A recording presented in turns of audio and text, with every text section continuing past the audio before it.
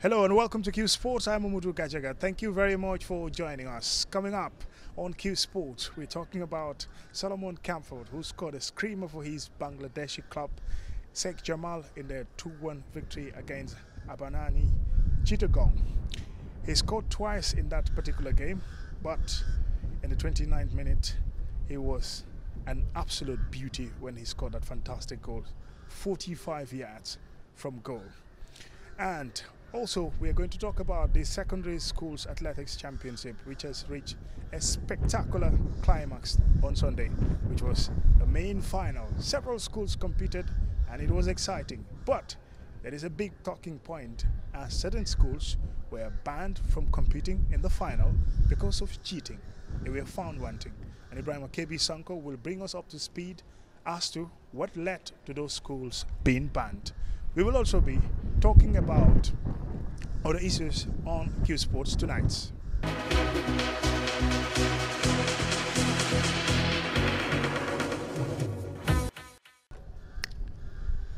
He scored a screamer which could be goal of the season contender last week.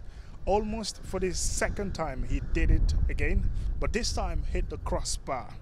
Captain of Sheikh Jamal FC, a Premier League club in Bangladesh, and scored half a century of goals since joining the club in 2017. The former Armed Forces Captain Solomon Kamford joins me on the line, and more details on this interview.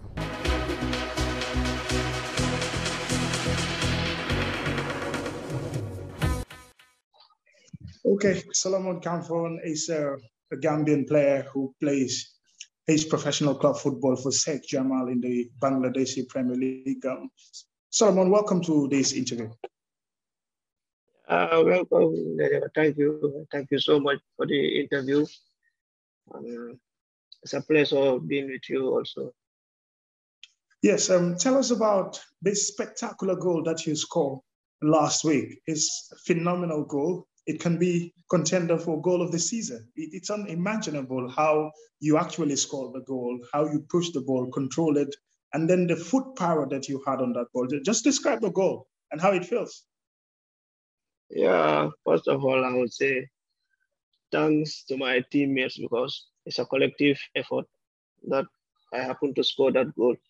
It's not a magic for me because whosoever knows Solomon knows him with this kind of goals because I have a range in the field that if you allow me to shoot there, possibly I can score a goal from any kind of range. So it's not a magic. It's a goal that I'm delighted to score those kind of goals. And I'm happy also to score a goal that will contend for the goal of the season. Yeah. Well, one thing is the foot power, the power put to the ball. But how about the accuracy? Do you do it in training, or is it something that just comes natural and you score that goal? No. I do practice shooting. After every training session, I do take almost 10 to 15 balls, try to shoot long range. So it helps a lot and it paid dividend in the last game that I happened to score that goal. But it's something natural in me also because I'm a shooter. I'm a person who loves shooting long range. So I have that accuracy well before I even come here. So it's not a surprise for me. Well, describe for us the Bangladeshi league. How is it like? And also being the captain of the team. Yeah, the league here is very competitive compared to the Gambian league. Yeah, you have all kind of players from different countries. So it's a competitive league. Also, we have many infrastructures. Yeah, like the field is good. You can name it. Anything that is required to in a competitive or in a pro league is all here. So it's something that you cannot describe with the Gambian league. So the league here is competitive, full of everything, quality players. So yeah, and also being a captain here also is something that I'm a born leader. So well, before I even come here, I was a captain who knows me. Anywhere I played, I'm always lucky to be a captain. So Yeah, and also I gain respect here. That's the most important thing. Because of my respect and what I delivered in the pitch, they see the leadership in me and happen to give me the captaincy. Well, that's fantastic. Born leader everywhere you go, every club that you play for. Well, I've seen you captain armed forces, so there's no doubt about that. And even the Navitan teams that you played for previously prior to armed forces. Now, let's talk about your consistency in the league. You now scored at least half a century of goals since joining the club, at least about 50 goals plus.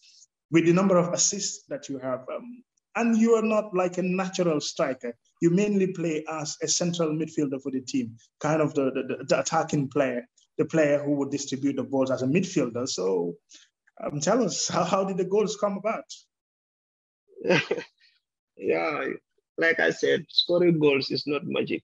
You always work for it. And if you're a player who is always hungry for goals, luckily you always have this amount of goals because I'm someone who is always hungry for results.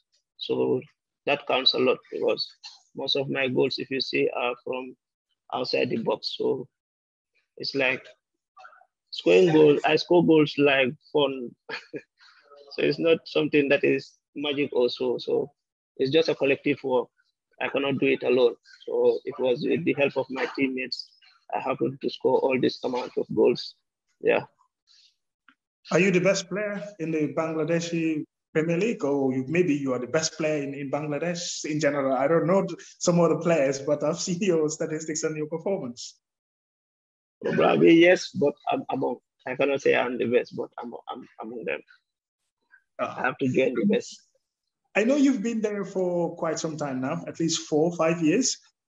Tell us the difference a little bit. I know in the Gambia, the league, it's not that very much competitive. The grounds are not that very good. The pitch, that is. Looking at Bangladesh, I've watched some of your matches. It seems that you have good pitches, and the league seems to be competitive as well. Just give as a contrasting painting of what the league looks like in Bangladesh. The league here, let's say financials wise, it's okay. We paid like European teams, even more than other European countries. So there are good pitches here, quality players with coaches also. So everything here is quality, not just I'm here, I'm trying to promote. The league here, if you see everything here is okay and it's very competitive. It's very competitive and physical. Yeah. So the European leagues, especially the top five leagues, are the epicenter of football. If you're talking about quality, what's going to be next for Solomon? Yes, you've scored these goals, but you played in a league that is not well recognized compared to other countries. How would it, or how would it be like to get that opportunity to play in the European leagues and some of the top teams around? Yeah, I would say, yeah, money counts a lot in football, but also as a young player, you should not also be hesitant for this kind of money. So I already made a plan to cut off my salary move. Already, I can say I can assure my fans 98%. I'll be moving to Europe. It's just a matter of time to announce the club. So I have I have to make up my career now. At least play in Europe and hopefully have a call up in the national team. In fact, that was going to be my next question, but it's good that you jump in there first. The national team, you must have watched and followed Gambian football for quite some time. Since your days as a footballer, you played for the junior teams, but for the senior national team, fantastic performance at the AFCON, surprised everybody reaching the quarterfinals of the competition. For you as a player, if you make that cut, that chance to play in the European League, do you think there are still your chances to play for the national team? Do you still dream about it? Yeah, I always dream about playing in national team. Well, when I was young, when I can remember the time I was young, when Jato used to come to our area because we are opposite to the mom. Whenever he comes, see the mom, I will just sit there till he goes. So I have that feeling one day I'll be like him, also play for the country. So luckily, I happen to be a professional. So being in Europe or being anywhere in the world playing football, I always have that dream that one day I'll play for the national team. And I see now the nationality is very competitive. You have to play the good league to be able to have a chance there. That is the fact. So I have to sacrifice this thing. It's not sacrifice. I have to do it because I believe in myself, believe in my talent that if I make it to Europe, if I'm seen everywhere in the world, so hopefully the coach will have a chance to call me. Well, Solomon, just on a final note, you can wish your fans, your family, and your wife, of course, Sirabachi, you can say hello. I'm sure she's watching at the moment. Yeah, first of all, I first thanks my family, my mom, my sis, my wife, my lovely wife, Sira, Colonel Musa Jame, my former coaches in the Gambia and here also. So, and also my fans and each and everyone who one way or the other participated in my success. I'm saying a big thanks and I'm wishing you all the best. And I'm telling everyone that let them keep supporting us always and praying. Hopefully all the dreams will come true. Thank you very much, Solomon Campo, for your time. You're welcome. Yeah.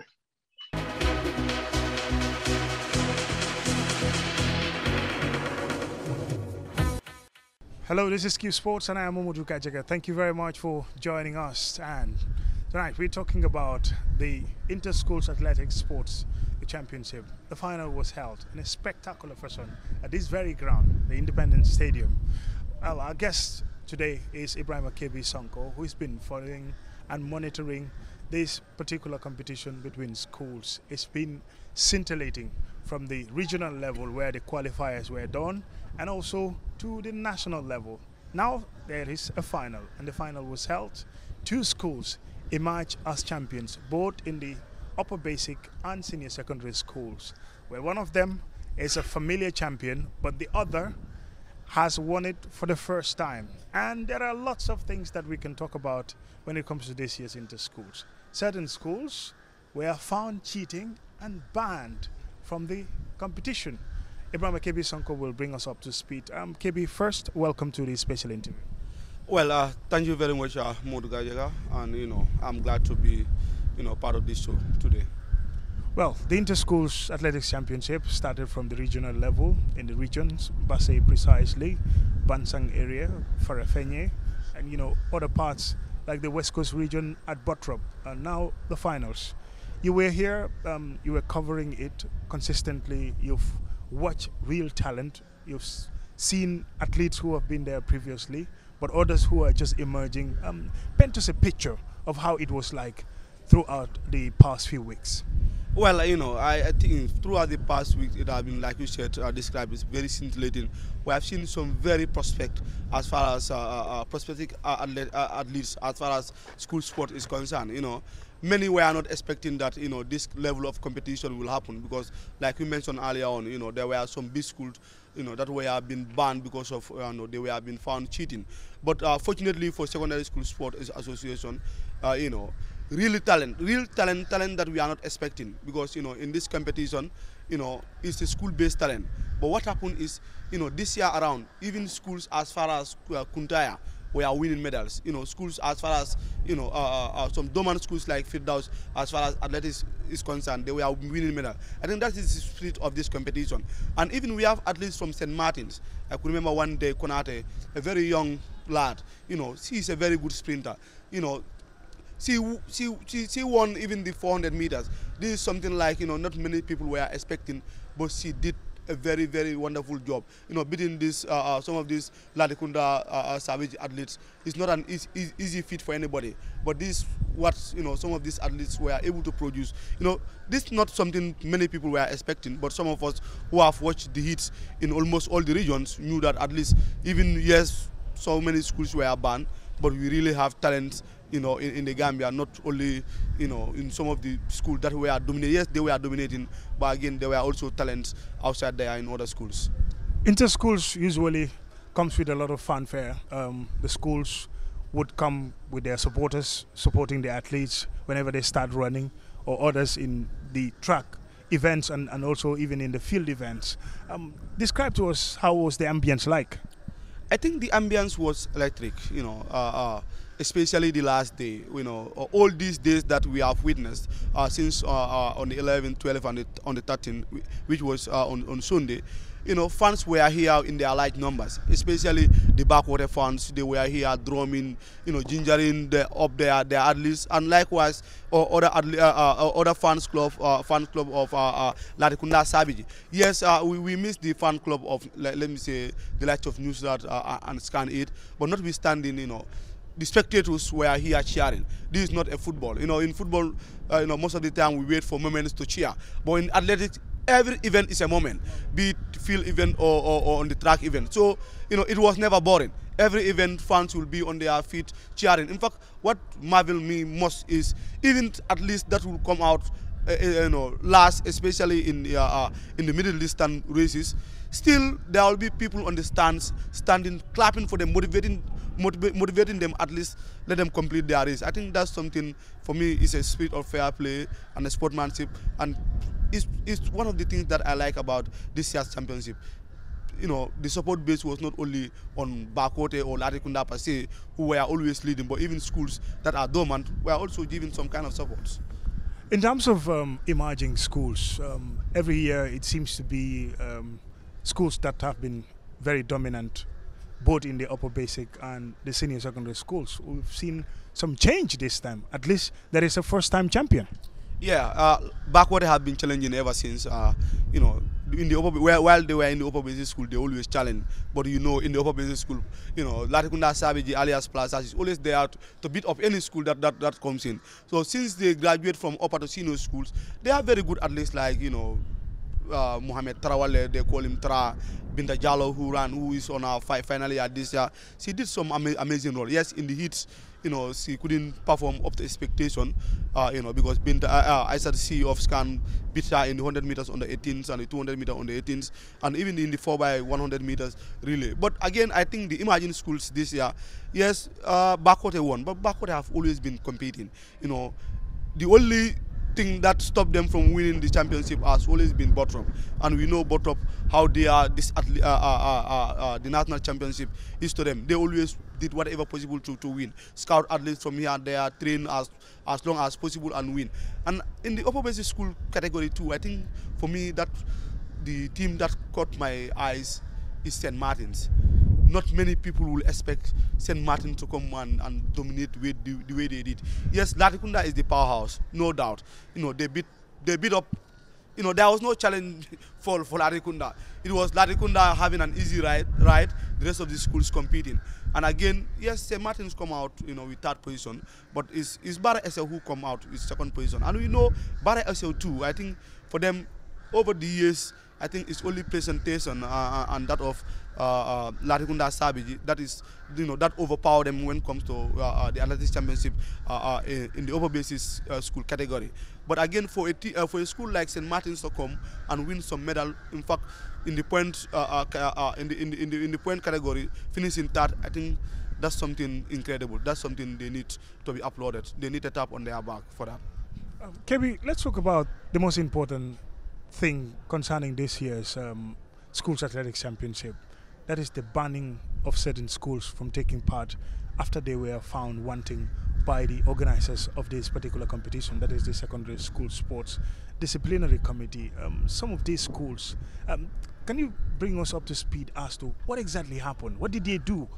How did they find them wanting in terms of that cheating they're talking about?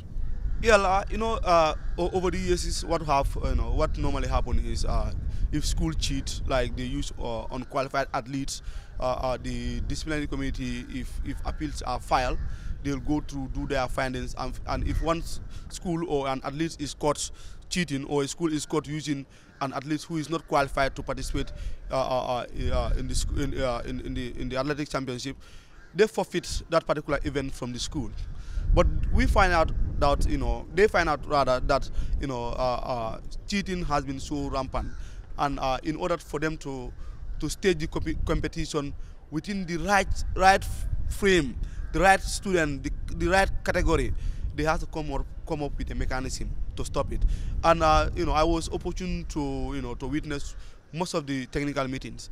And during the technical meetings, they normally offer the schools, the sport masters, the new rules or even the rules and regulation. And this year, one of the rules and regulation they attach to this competition is if a school is found cheating, even if it is for one athlete, that school will be banned from participating in this year's championship. And, you know, rightly so, you go to, you know, I went to most of the regions, none of the schools query about the eligibility of these rules, but they welcome it because, you know, they all pretend that, you know, this is a good rule. If it is implemented, that means only students will participate. And there in, Basse was conducted, Farfenye for Region 3 and 4, West Coast for Region 2, and the Greater Banjul areas, also competed. And then appeals started flying in all corners. And most of the schools, the big name schools, were caught wanting, and, they are suspended for partaking in this year's national championship. I think, for me, it's rather unfortunate, they caught them, But I think the most important thing here is to sanitize the school sports to make sure that students will participate, not people who are not students. If anybody is out there, you want to participate, you can join a school, register in that school and go to school. So it's very important. We know there's life after any sporting career. So we also want to encourage students to make sure that they take their learning courses very seriously. So I think that's for me, as far as I'm concerned, it is good that some of the schools that are found cheating are banned. Come next year, probably we'll have a zero cheating or a free cheating athletic championship, which anybody, be it a fan or a spectator or a student, you admire the level of talent that will be showcased here at the stadium here or in the regional hits. Are you disappointed that schools like Bottrop, Mahat, and some of the big name schools are part of this? Well, I am disappointed, obviously, because for me, I feel like this year would have been the best national championship ever in this country, because I was anticipating, a very good competitive run between, let's say, IZC of Scan, Binda Jallo of Bakote, even Amiture of St. Charles, Charles Jaurada, and Jakomba Fati of Bottrop. That would have been a very good race. And going up to also to the men's, to the boys' race, we have Christopher M. Reiner of Charles Jao, and we have Lamin Kamara alias Lamin Basse of Bottrop. And again, these people, and James of Scan 8, it would have been a very competitive race. But so unfortunately, there are schools, in whatever reason, I don't know, use unqualified athletes, and they were suspended and banned. I think it's rather unfortunate, but we would have, witnessed one of the best inter schools ever in this country. Well, fantastic. KB has really painted us the picture, and KB is a journalist. He's been following this athletics competition for a number of years now, but this year consistently, almost every event, every venue, since from the regional championship up to the final here at the Independence Stadium. Thank you very much, KB, for your time. Ibrahim KB Song. Thank you very much. Yeah, so it's a pleasure.